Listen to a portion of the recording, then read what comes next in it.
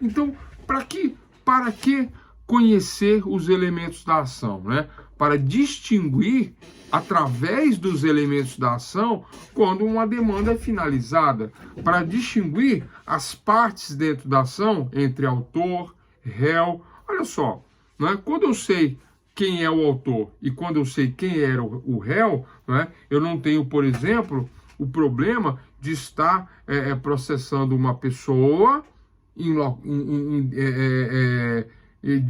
divergindo do foco da ação em relação a esta pessoa, uma outra pessoa. Errei o alvo. Eu queria processar. Isso acontece em investigação de paternidade, né? Eu processei, né? Minha mãe falou que ele era meu pai. Aí eu entro com o processo. Aí ele sabia que não era. Aí ele fala, mas eu não sou o pai. Aí ele contesta com investigação de paternidade, dizendo que não é pai, pede o exame de DNA e fala que não é, e prova que não é.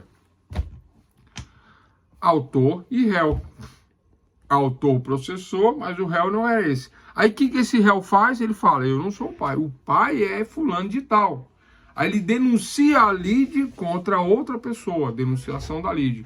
Então, tem que se conhecer quem é o autor, quem é o réu, quem é o requerente, quem é o requerido, quem é o investigando, quem é o investigado, quem é o separando, quem é a separanda, o divorciando, quem é a divorcianda. Então, as partes do processo, né, eu tenho que ter este conhecimento para saber trabalhar estes elementos da ação e evitar uma litispendência, uma coisa julgada, né, ou simplesmente acertar o alvo, aquele que está do outro lado da litis. Litis, lide, luta, litígio, né, aquele que está dentro da relação litigiosa processual. Então, os elementos da ação é o pressuposto lógico de uma sociedade estabilizada que, em um conflito de interesses, uma vez solucionado de forma definitiva pela sentença de mérito, não possa ser objeto de uma nova demanda. Então, se eu tenho, por exemplo, sentença no processo contra determinada pessoa, aí eu não posso entrar novamente contra outra pessoa pedindo outro resultado. Não, o resultado já foi dado. Não haverá um segundo resultado. Não haverá um terceiro resultado. Só haverá um resultado. Porque senão isso desequilibra a sociedade. Eu entro com ação e ganho. Ah, mas eu não queria ganhar assim. Eu queria ganhar de outra forma. Eu entrei pedindo 10 mil, ganhei 9. Não, eu quero 10. Aí entro com o mesmo processo igualzinho, pedindo os mesmos 10. Aí o juiz se engana e agora dá 10. Como assim se engana? Não pode acontecer isso. Se eu processei e ganhei 9, ao processar novamente, o outro lado fala, opa, mas eu já fui processado e já fui condenado e são 9 mil reais. Portanto, existe uma nova demanda, mas de um caso já julgado, com trânsito julgado, já decidido, já resolvido, já equacionado, né? Uma demanda já existente. Então, eu tenho que conhecer os elementos da ação nestes termos. São coisas simples, né? Autor, réu, já existe uma sentença. Sentença com trânsito julgado ou sentença ainda transitando, né? Lembrando que o conjunto de atos, né, que se movimentam, que tramitam, né? Atos que tramitam, atos que se movimentam, atos dentro de um processo que é um instrumento do Estado que nos levará transitando, caminhando, se movimentando, nos levará a uma sentença, né? A jurisdição existe para dizer o que o jurisdicionado, né, requer como resposta do Estado à sua questão litigiosa. A litis, a lide, a luta entre as partes, autor e réu. Então, em termos de elementos de ação, né, parece uma coisa filosófica, né? Mas é simples, né? Temos essas questões, né, de litispendência, evitar a litispendência.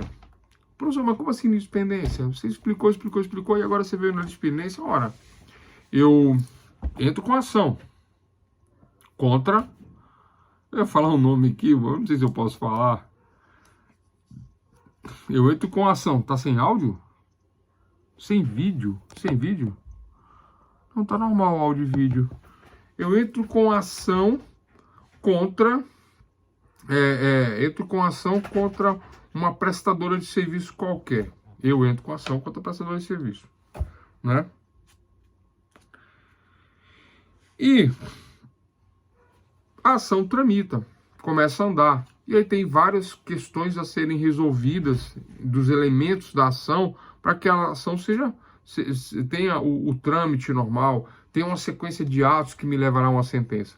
Mas eu não entendo do direito, não sei como a coisa funciona do ponto de vista técnico. Estou aqui dando um exemplo, né? Um exemplo só para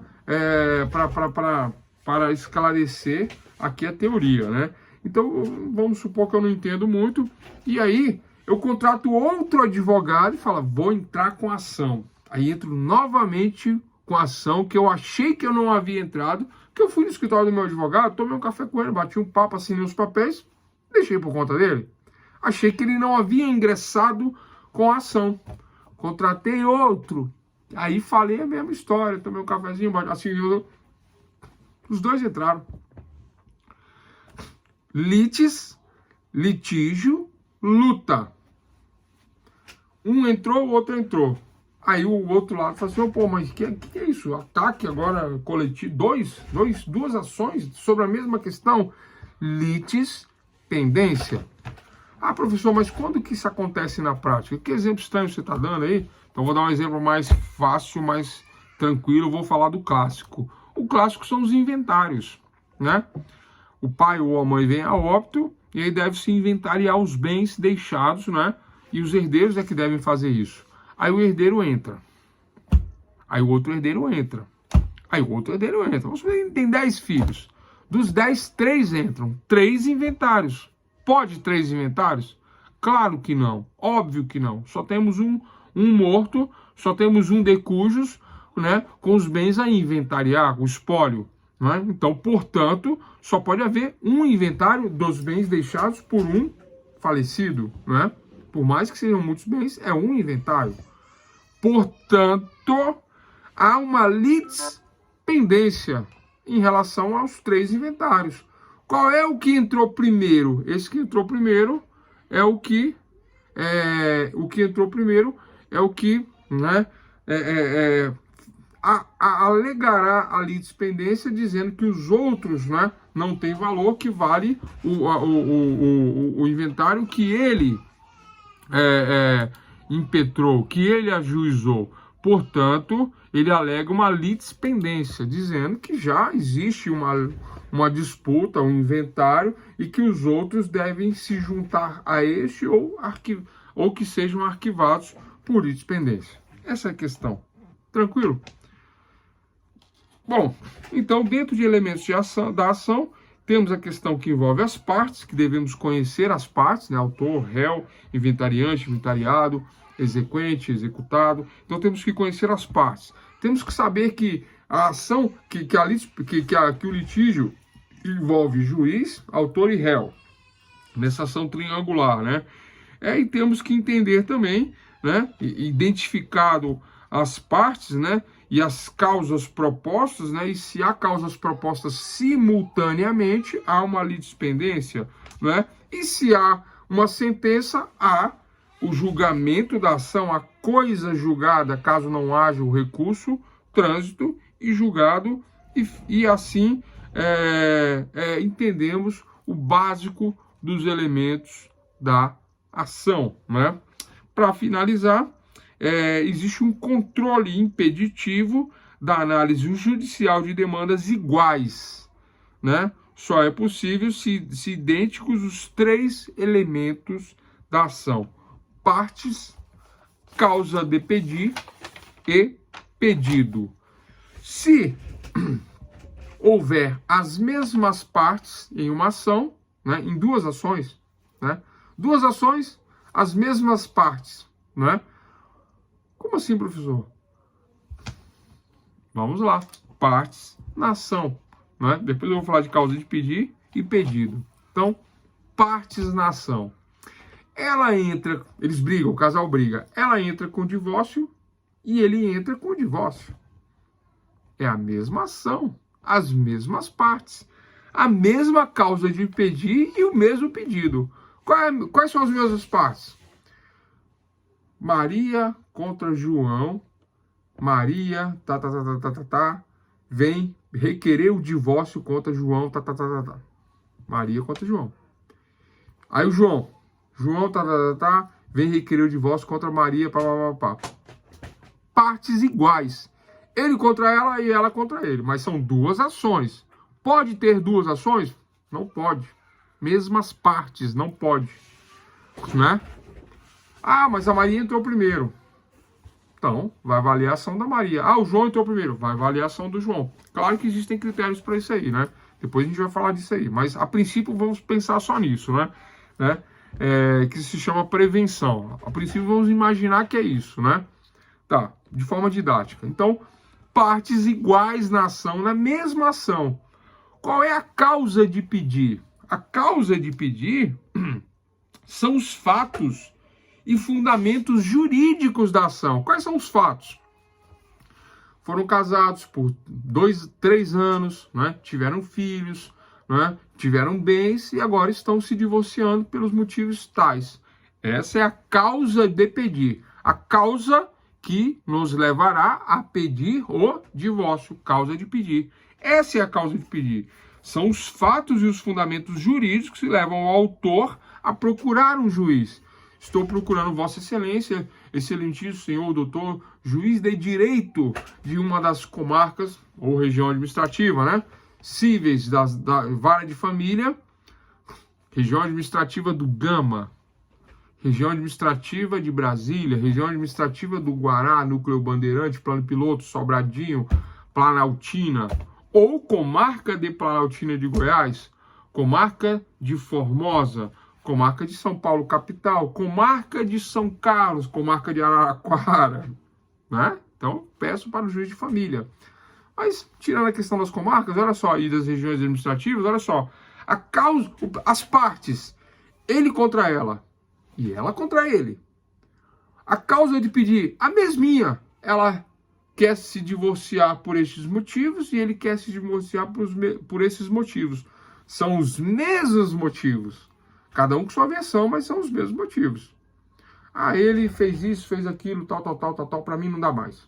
Ah, ela fez assim, para mim não dá mais. Parece que é diferente, mas é a mesma causa de pedir. A lei que embasa isso é a mesma, lei do divórcio. Ou o que está no Código Civil. Então eu tenho lá causa de pedir. A causa, os motivos que os levam a se divorciar, portanto, é a causa de pedir. Então, doutores e doutoras, olha só, vamos lá. Então, o que temos aqui dentro dos elementos da ação? As mesmas partes. Ele contra ela contra ele. Ele contra ela contra ele. A ação é de divórcio. Qual é a causa de pedir?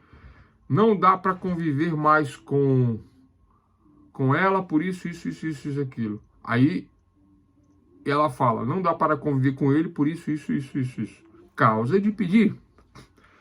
Fundamentos jurídicos do pedido. Baseado na lei e no regime de casamento, eu tenho direito a isso, ele tem direito assim, assado, ele tem direito, eu tenho direito. Então, causa de pedir. Mesmas partes, mesma causa de pedir. Ela entra no Gama e ele entra em Sobradinho, do outro lado do DF. Ela entra em Planaltina, Distrito Federal, e ele entra em Taguatinga, Distrito Federal. Planaltina e Taguatinga, 2 extremos, né? Um na ponta, outro na outra. Agora vamos ao pedido. Então, ele contra ela contra ele. Causa de pedir, que são os fundamentos jurídicos do pedido. Agora, lá no finalzinho, o pedido. Qual é o pedido? O principal? Divórcio. Não é? Todo inicial traz consigo 2 pedidos distintos. O primeiro, chamado de imediato, é a exigência formulada contra o juiz. né? Visando a obtenção da tutela jurisdicional, a proteção do Estado. Contra, entre aspas, né? Fala contra, mas, né? A qual pode ser de cognição, conhecimento, né? Condenatória, constitutiva, né? Ou meramente declaratória. Ou executiva, né? A primeira sentença é a de conhecimento, que nós acabamos de estudar nas ações de conhecimento. A segunda, a executória, né? Que é a satisfação de um direito já pré-existente, né? E podem haver as cautelares também. Bom, e o segundo, denominado de imediato, é a exigência formulada contra o réu, para que este se submeta à pretensão de direito material que o autor diz não ter sido respeitada. Então vamos lá para as duas questões, finalizando este terceiro elemento da ação, que é o pedido. Então o primeiro elemento, partes, né? Autor e réu. Mesmo os autores, olha só, ele pede o divórcio contra ela pede o divórcio contra ele, mesmas partes. Duas ações com as mesmas partes. Verificando os motivos, a causa de pedir, ele quer divorciar por isso, aquilo, e acha que tem direito disso. E ela quer divorciar contra ele, e por esses motivos, e entende ter direito a isto. E agora, lá no final, o pedido contra o juiz. Requeiro a vossa excelência, venho respeitosamente perante vossa excelência, Estado juiz, requerer de forma sempre respeitosa e acatada, né, que seja decretado o divórcio conforme e nos termos da lei, né,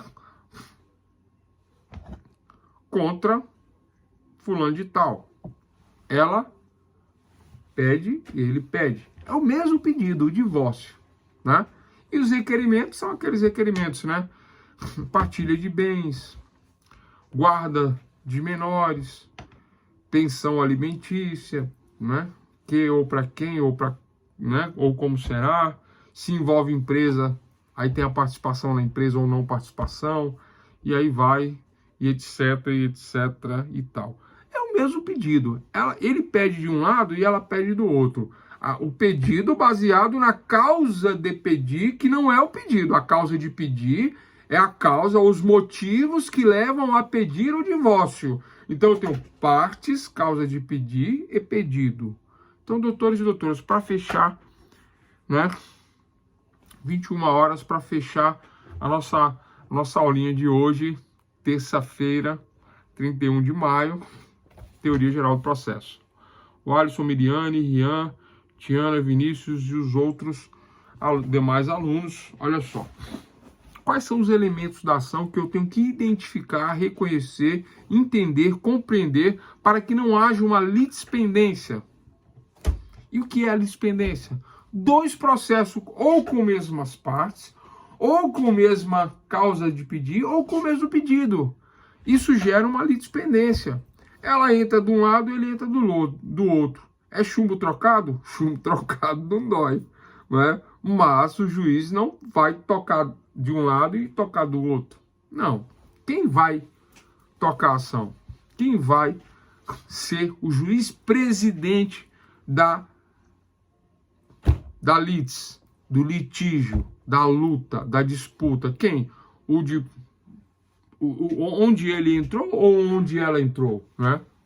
E existem critérios no Código de Processo Civil que diz qual é o critério e qual é a ação que será julgada, né, por conta dessas semelhanças nas partes, na causa de pedir e no pedido, né?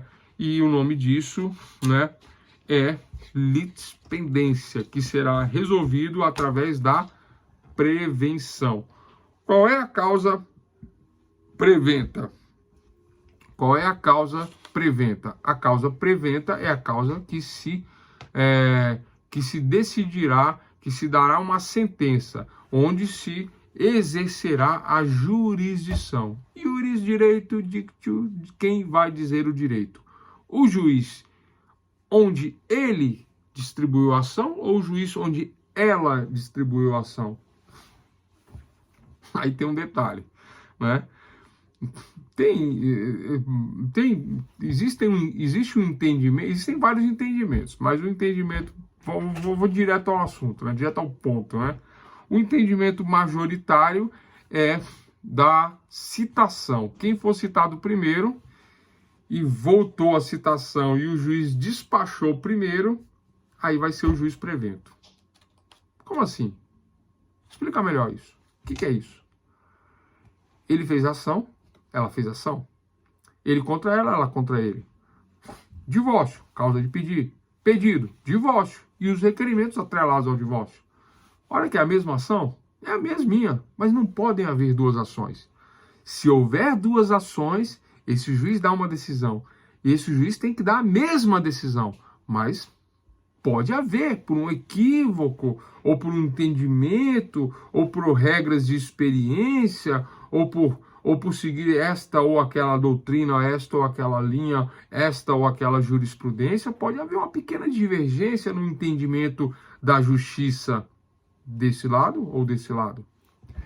E olha que perigoso, problemático, não é, se isso ocorrer. Cada tribunal dando uma decisão diferente para casos iguais, idênticos. Não pode. Não deve. Isso causa um problema social terrível, né? Parece que existem duas justiças e não pode haver duas justiças. A justiça é una, só deve haver uma justiça. Então, para que isso não aconteça, né, detectando-se a litispendência, deve-se trabalhar ou por um juiz ou por outro juiz. Agora, qual é o critério, né? Bom, o critério aí, né, neste caso, eu estou falando de divórcio, né, mas existe aquela regra de onde se casaram, né, tem isso também, né, tem essa regra. E existem outras regras, né, mas, no geral, vamos supor que os dois entraram na mesma comarca, e existem, né, por exemplo, São Paulo, não existe somente uma vara de família, existem diversas varas de família, não sei quantas, mas, né, não é só uma, nem duas, nem três, nem quatro, existem mais, né, e aí os dois moram na capital de São Paulo, os dois, ela entra, ele entra, qual que vai valer? Aqui caiu na segunda vara ou aqui caiu na sexta vara de família, né? Aí o juiz da sexta vara manda citar, o juiz da segunda vara manda citar. Aí o juiz da sexta vara mandou citar, citou primeiro, voltou para a mão dele primeiro. Voltou para a mão dele primeiro, eles deu um despacho saneador e toca o processo e a citação válida, em primeiro lugar, foi o da sexta vara. Então, por conta da citação válida da sexta vara, tornou o juiz prevento. Então, é por ali que o divórcio vai correr, e não da segunda vara. Essa é a regra de processo civil, lá na frente. Não é importante entender isso agora. O que é importante entender agora é que, dentro dos elementos da ação, identificando as partes, a causa de pedir e o pedido, havendo semelhança ou nas partes, ou na causa de pedir, ou no pedido, aí deve haver algo que nós vamos falar na continuidade dessa aula, deve haver conexão, né? Por conta de partes, por conta de causa de pedir, por conta de pedido. Então haverá uma conexão das ações, haverá ou a questão da litispendência, e assim por diante vai se definir o que vai acontecer em relação à continuidade ou não de determinada ação, por conta de entendermos estes três elementos da ação: partes, causa de pedir e pedido.